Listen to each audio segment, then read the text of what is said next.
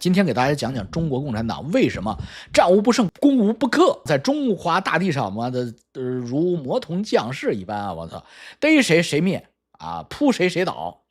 虽然说有个苏联爸爸，国民党也有苏联爸爸呀，那开始是很重视他的。中国共产党之前的政治势力是大巴的，张学良也有苏联爸爸，没有用啊，谁都起不来啊，成不来事儿。那中共一来，战无不胜，攻无不克，直到今天都是美利坚和中国认认真真对付的对手，有点平起平坐、一字并肩王的一个概念。今天我跟大家摊开揉碎了，讲讲我的感悟，没人讲过，因为一讲你要不大外宣，要么共产党派来特务，所有人都知道我不是共产党特务啊，我肯定不是啊。共产党逼格很高的，怎么会派来一个老流氓、过气的企业家当特务呢？要派也得派一个前警察呀。是不是啊？但是我为什么非常尊重共产党？从开频道到今天，我没有提出一天说打倒中国共产党 ，take down CCP 我没有讲过。为什么呢？共产党我不爱他，很烦他，很讨厌他，但是我很怕他，所以我很尊重他。当我把我这种话跟你们讲清楚以后，你们就应该能知道，基本上99%的海外华人观众跟我采取同样的态度，就是没有一个正常的海外华人是爱共产党的，但是呢，心里骂，嘴上不敢骂，怕什么三姑六表舅、爸爸妈妈、孩子都在国内啊，不敢骂呀。而是共产党他妈势力强啊，你给骂急了，把你们家的亲戚给收拾一下，你吃不了兜着走。为什么他势力这么强？你们想过没想过？中国这片土地，从三皇五帝到中国共产党出现之前，是没有科学，没有音乐，没有数学，没有逻辑，没有这片土地自我发展出的文明。但凡是在我们中国大陆长大的人，像我们这样的入过队、入过团，一定记得你们带着个小红领巾唱歌，对吧？参加团或者少先队的活动，对不对？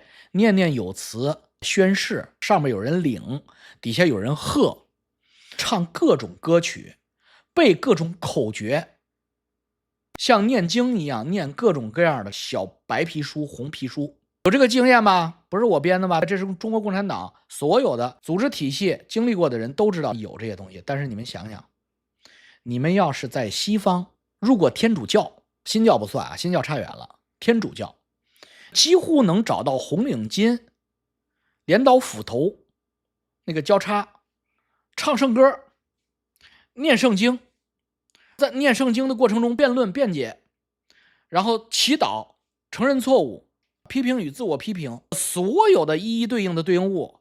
我说对了没有？这说明什么？我告诉你，这说明上帝是共产党员。开玩笑，这说明共产党的这套东西，中国共产党大家都认为它土的掉渣的东西，它是从基督教里出来的。你没听错，中国共产党所有的形式上和内容上和强组织上的这种战力也好， DNA 也好，皆源于天主教。它是逼格高的不能再高的西方基督文明的黑化版本。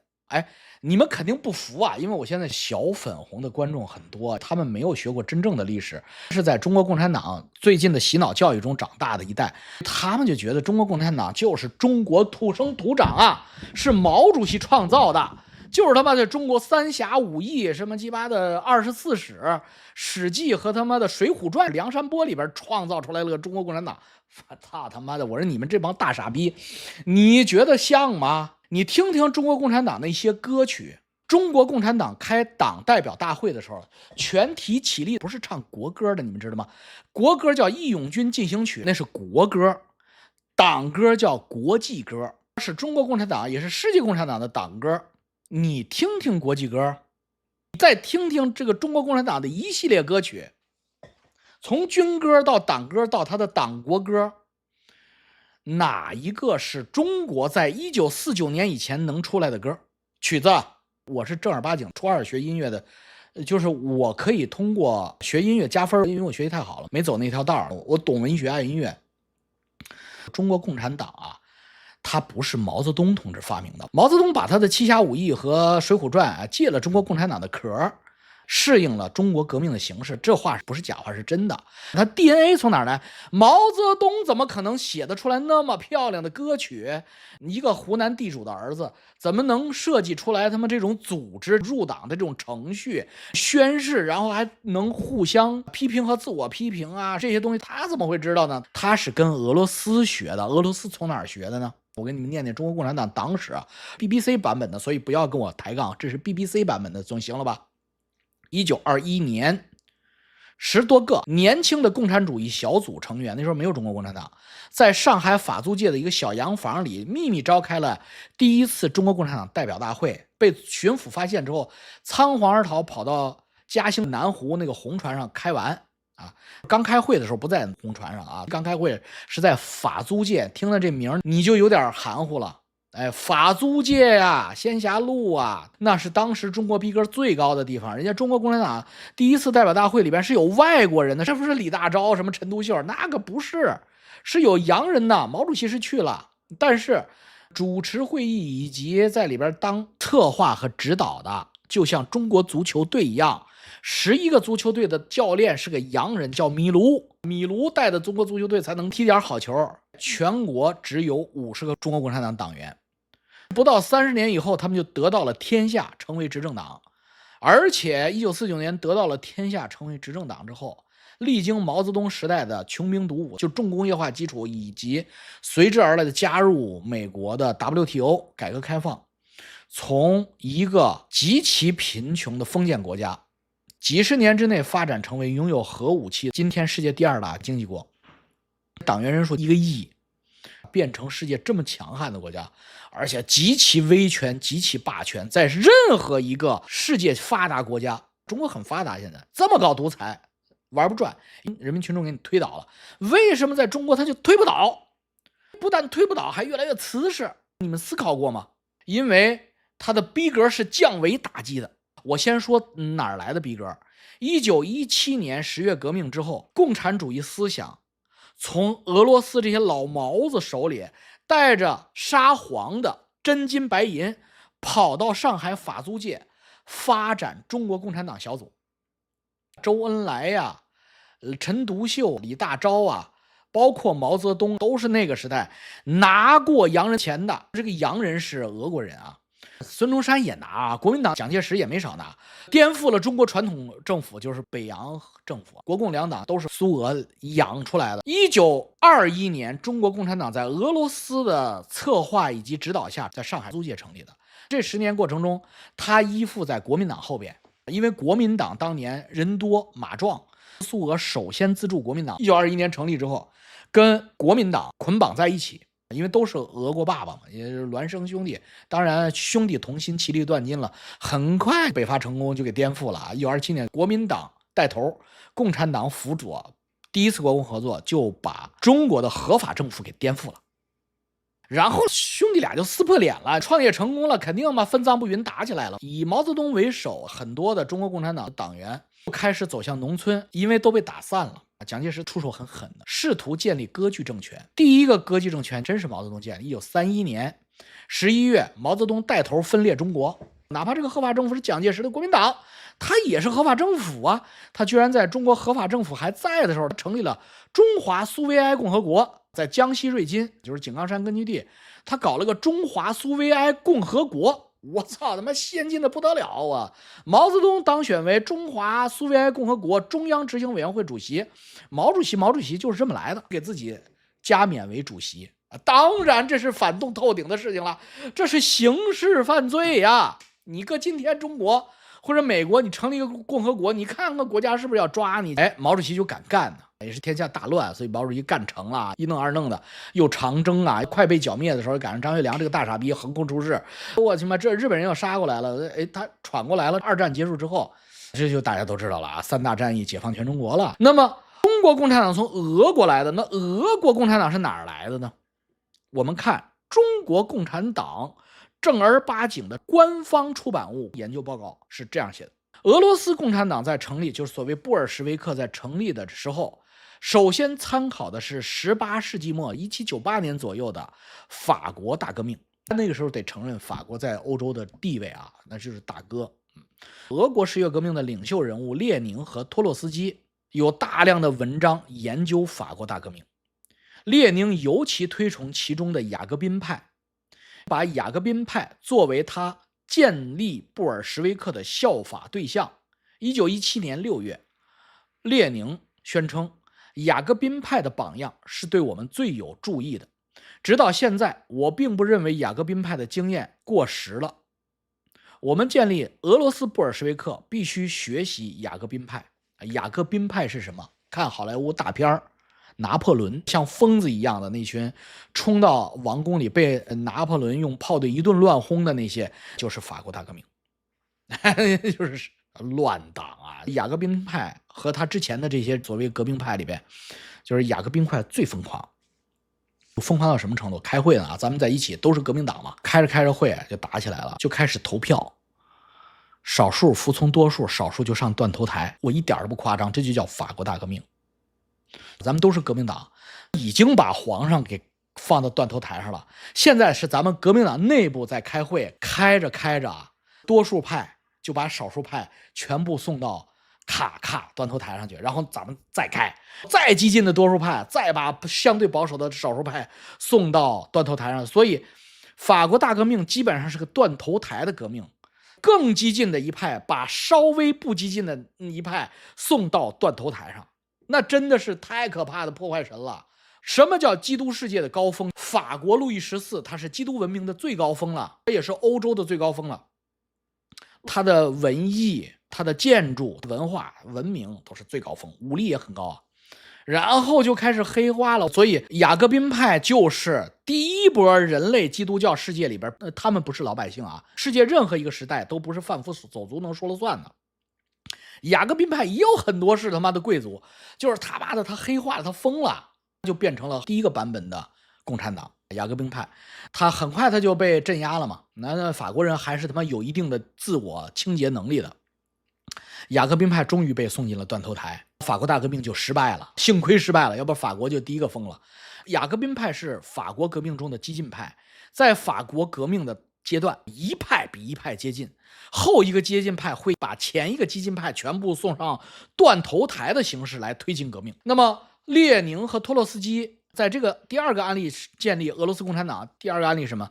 又是法国，就是过了几十年之后，法国在19世纪下半叶，就是我们历史课本都说发生了巴黎公社。那么巴黎公社是第一个无产阶级政权的雏形，它不是雅各宾派，有政权意识了。也就是说，共产党黑化之后的这个基督徒们想建立自己的人间王国了，这就是巴黎公社。从1905年革命开始到1917年2月革命以后，在俄罗斯列宁不断的思考和研究巴黎公社，也不断的向巴黎公社的先哲们求教。《国家与革命》一书中大量的篇幅研究马克思、恩格斯关于巴黎公社的论述。这个存在72天的巴黎公社革命政权为什么垮掉，又为什么能得以建立？它成为了苏维埃政权直接 copy 的样板。第三个先例就是俄罗斯自己的1905年革命，列宁和托洛斯基学会的最大的一个成就，你别的都不用记，就是苏维埃这个词儿。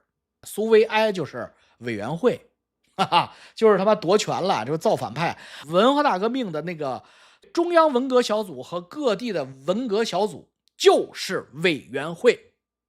毛泽东其实是用共产党熟知的方法推翻了共产党。委员会是什么？就是我们这波人只要成立一个能够在一起投票的那么几个人的机构，我们就可以攫取政权，而且带有合法性。我们起了个新词儿叫委员会。苏维埃，我们要叫东林党或者团团伙伙就不行了这就不对，我们叫苏维埃。那个年代我操，你就可以建国。所以1905年的革命变成了一个崭新的政治名词和政治机构，苏维埃。苏维埃是与西方社会的议会，就是与基督世界白话世界正能量世界的议会一一对应的负能量的机构，黑化的机构。那么2月革命以后，全部政权归苏维埃，是布尔什维克推动革命的口号，一切权力归苏维埃。所以十月革命的2号人物列宁和托洛斯基就是老大和老二。托洛斯基在十月革命的教训中写道：不研究法国大革命、1848年法国巴黎公社和1905年的革命经验，我们永远完成不了十月革命。要知道，我们是根据以前历次革命的结论，并继承他们的历史路线，才创造出我们这种民族经验来的。这是俄罗斯2号人物。那么1号人物怎么写的？在4月提纲中，《国家与革命》一书中，1号人物是这么说的：说布尔什维克掌权后，所有的革命措施大部分来自巴黎公社，打碎旧的国家机器，杀光旧的国家机器掌权者。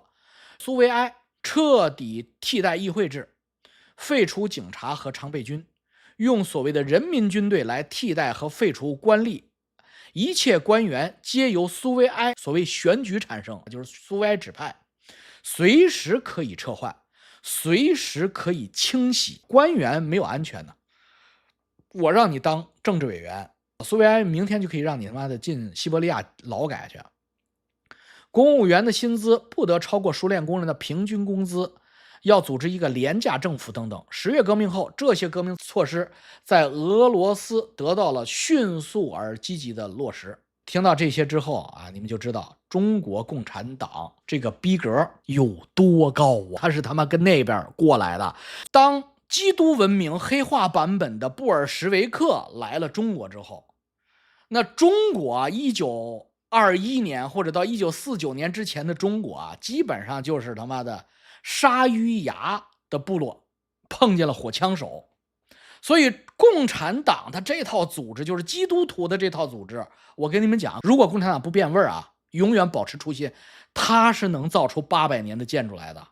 我绝对不是在夸他们，我就告诉你什么，他们是黑化的路西法。魔派也是有理想有信念的，他不是为了儿子享受自己享，他是有信念的。你就能理解为什么1949年那他妈的国民党的那些孩子们，就是那些高官高级将领们，他妈鬼迷心窍一样当共产党卧底，好多事儿蒋介石都不知道，共产党毛泽东先知道了。为什么？就是他有信仰。你以为傅作义的闺女傅冬菊是为了钱投奔共产党？不是啊，他就是黑化了，那就是魔性的。这些人只要他们这个脑子不改，你中国人拨楞不过他们。你别不服啊，你认识不到这一条，他是基督文明黑化版的，是魔鬼的执行者的话，你就用什么四书五经啊，仁义礼智信，拨楞不过他。你是用鲨鱼大棒子去他妈面对卡梅哈梅哈大帝的50个火枪手，必死无疑。所以中国共产党的逼格不但高，而且他们降维打击。刘仲敬有一个非常经典的这个研究成果，就是东亚是个文明的洼地，它几乎是世界文明的垃圾场。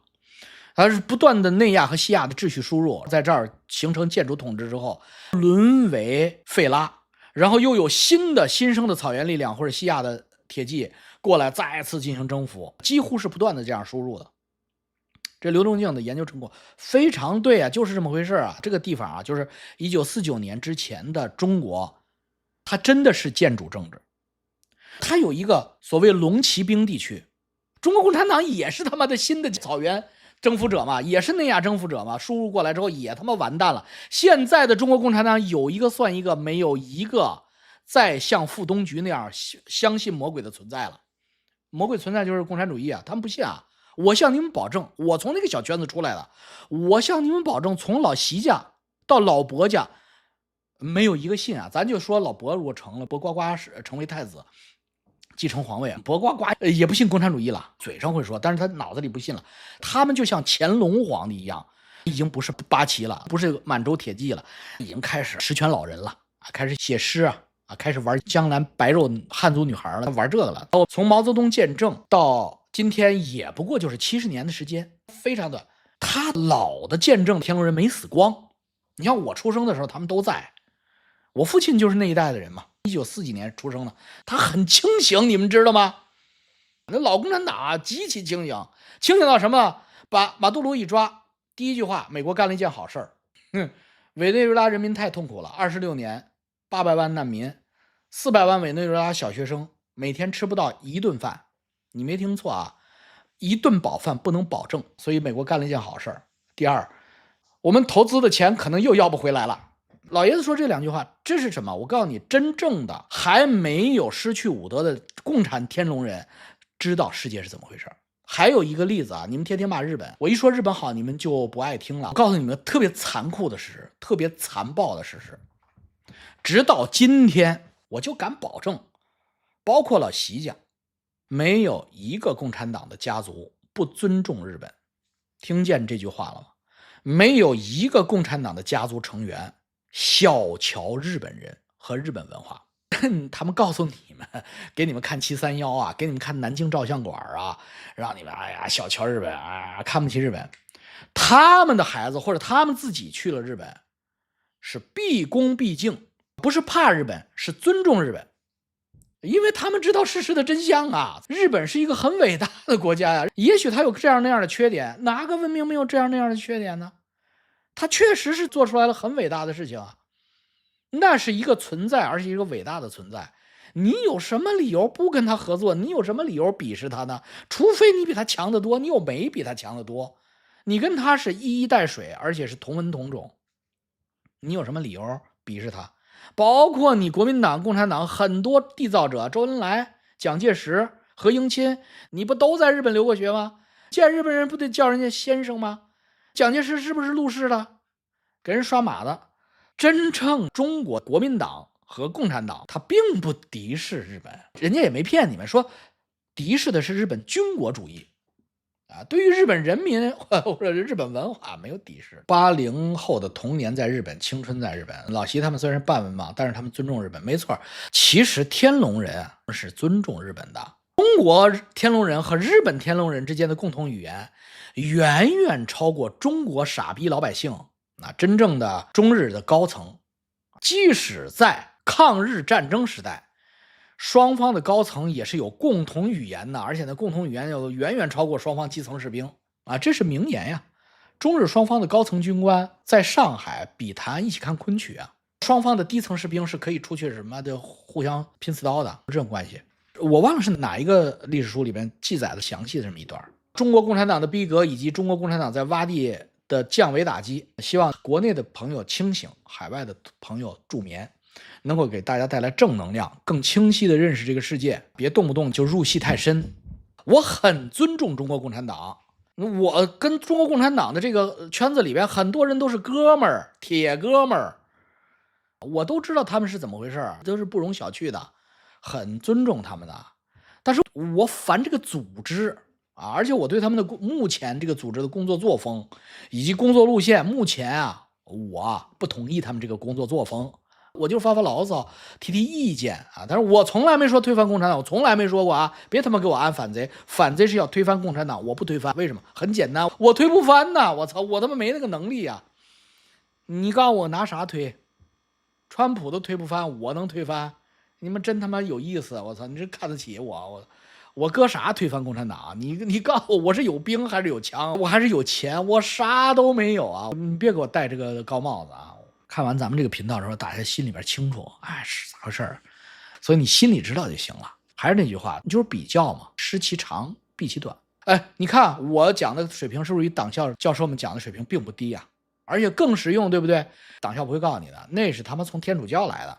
你们那些仪式从天主教传到了法国，法国传到雅各宾，雅各宾传到了巴黎公社，巴黎公社传到了列宁和托洛斯基，托洛斯基传给了李大钊、陈独秀，然后李大钊、陈独秀传给毛泽东，毛泽东传到你们。咱们今天的时间就到了，好了，拜拜啊，再见啊，拜拜，记得点赞、关注、小铃铛。